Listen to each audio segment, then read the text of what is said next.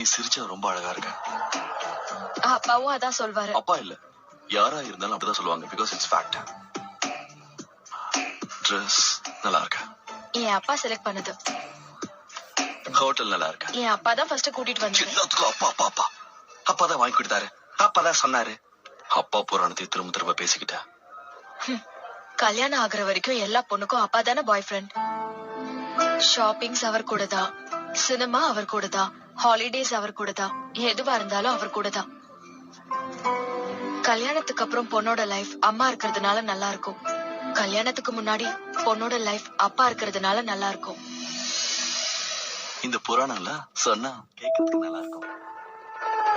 ஆனா பொண்ணுங்களுக்கு ப்ராப்ளம்னா உயிரை பணைய வச்சு காப்பாத்துறது லவ்வரா தான் இருக்கும். உண்மைதான். ஒரு பொண்ணுக்கு ப்ராப்ளம் வரும்போது காப்பாற்றுவா லவர் தான்.